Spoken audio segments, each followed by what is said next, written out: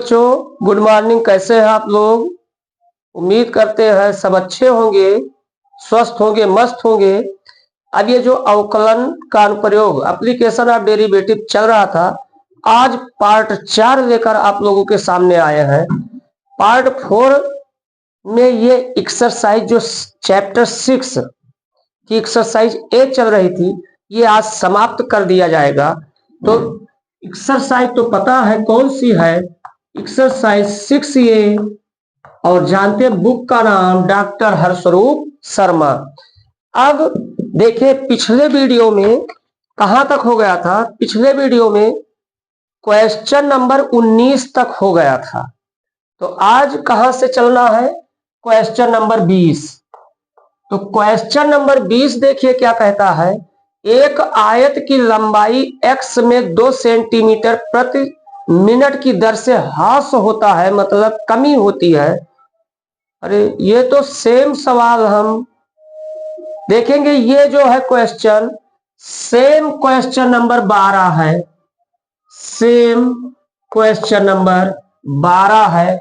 उसमें बस क्यों डिजिट का परिवर्तन है और सेम वही चीज है। अंत में भाई वही पूछता है। इसमें उसमें कहा था कि परिमाप में परिवर्तन की दर, इसमें परिधि में परिवर्तन की दर।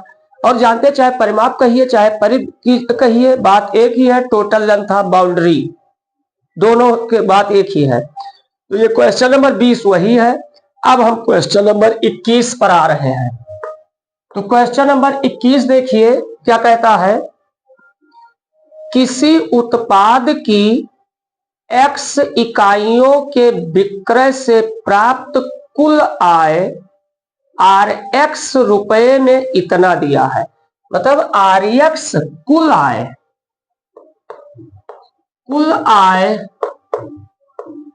Rx। यहां Rx का मतलब ये है, ये जो रेट है ये x के पदों में है। Rx बराबर दिया है 5, कौन सा नंबर था? 21 number, 13 x square plus 26x plus 5। अब बात को समझें। कहने का मतलब कोई x में उत्पाद है। कहने का मतलब जैसे कोई चीज उत्पादन किया गया वो x के पदों में है, तब उसको बेचने से जो हमें प्रॉफिट मिला है वो x के ही पदों में। ये बेचने पर प्रॉफिट नहीं, बेचने पर टोटल कितना धनराशि हमें प्राप्त हुई है, कितना प्राप्त हुई है। तो ये कहता है अंत में क्या कहता है, सीमांत आय ज्ञात कीजिए जब x बराबर 7।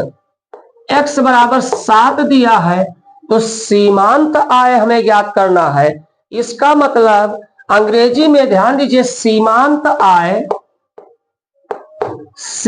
आय हमें ज्ञात करना है। तो देखेंगे सीमांत आय को मार्जिनल कॉस्ट भी कहते हैं या मार्जिनल रेट भी कहते हैं, दोनों बात कहते हैं। अंग्रेजी में सीमांत आय को मार्जिनल कॉस्ट या मार्जिनल रेट। सीमांत आय हमें ज्ञात करना है। तो देखेंगे सीमांत आय ज्ञात करने के लिए ध्यान दीजिए, शॉर्ट फॉर्म में सीमांत आय को MC कहते हैं, चाहे इसे मार्जिनल रेट भी कहते हैं। तो सीमांत आय को चाहे MC से डिनोट कीजिए चाहे MR से, क्योंकि मार्जिनल रेट भी होता है। तो देखिए मार्जिनल MC इसका नाम अथवा MR दोनों नाम दे सकते हैं। ये बराबर होता क्या है, जो भी दिया है Rx के पदों में उसी का अवकलन d/dx, और ये क्या होगा Rx का अवकलन।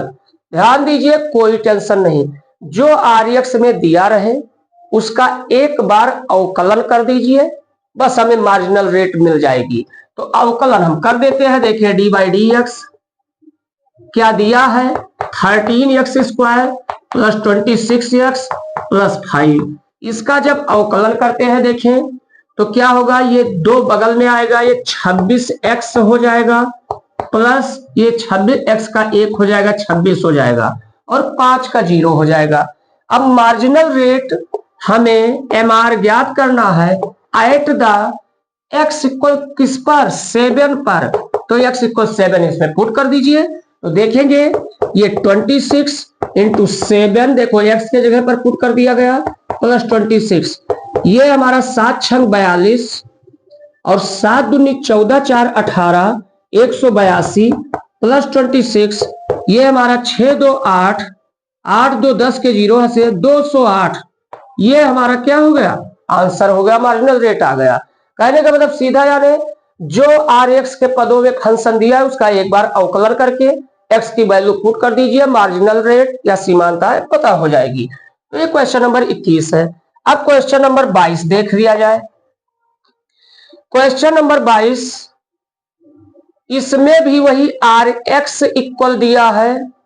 क्वेश्चन नंबर 22 देखें, Rx इक्वल वही कितना उत्पादन से प्राप्त हुआ, Rx इक्वल दिया 5x square plus 35x plus 35x plus 7, और जब x बराबर 7 हो वही चीज तो MR ज्ञात करना है। बताओ बच्चों हो जाएगा कि नहीं हो जाएगा? सेम इसका एक बार अवकलन कर दीजिए, फिर x का मान 7 पुट कर दीजिए, जो आएगा वही हमारी सीमांतता या मार्जिनल रेट हो जाएगी। तो ध्यान दीजिए इसको हम नहीं लगाते हैं। अब आगे हम चलते हैं क्वेश्चन नंबर 23। क्वेश्चन नंबर 23 देख लीजिए। हाँ, ये क्वेश्चन नंबर 23 इंपॉर्टेंट है, ये अच्छा क्वेश्चन है। क्वेश्चन नंबर 23, क्वेश्चन नंबर 23 क्या कहता है, एक पाइप से रेत का मतलब बालू 12 घन सेंटीमीटर प्रति सेकंड की दर से गिर रही है। अब बात को समझें, जैसे कहने का मतलब एक पाइप लगा, कहीं किसी चीज में बालू भरा हुआ है और उसमें एक पाइप लगाकर बालू को जमीन में गिराया जाए।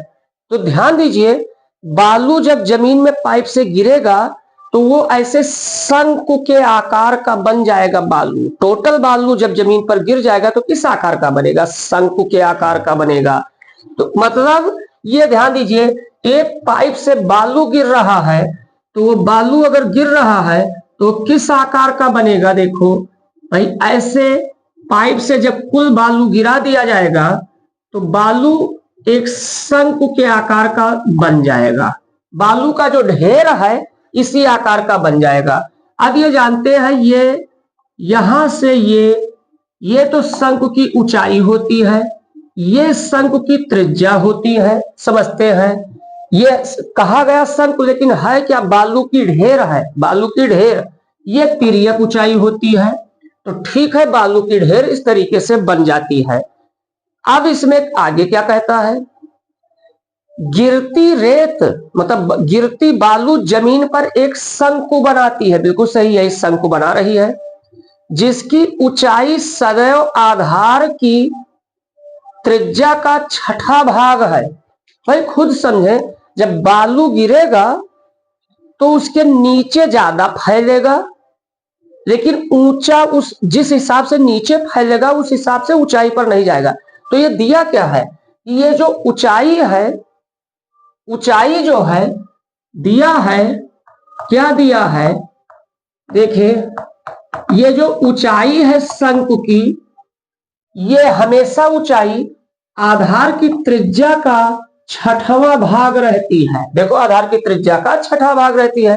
तो h बराबर r/6, दिस इंप्लाई दैट, देखो r बराबर क्या हो जाएगा, 6h हो जाएगा। एक ये संबंध दिया है। आगे हाँ ध्यान दीजिए, ये कहता है कि शुरू में दिया था कि रेत 12 घन सेंटीमीटर प्रति सेकंड की दर से गिर रही है।